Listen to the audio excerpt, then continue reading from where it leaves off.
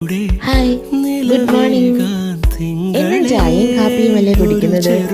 ഇന്നൊന്ന് വെറൈറ്റി പിടിച്ചാലോ? മുറ്റത്ത് ശംഖുപുഷ്പം പൂവിട്ടിട്ടുണ്ട്. ഇത് പറിച്ച് ഒരു ബ്ലൂ ടീ, ഒരു ഹെൽത്തി ടീ ആയാലോ?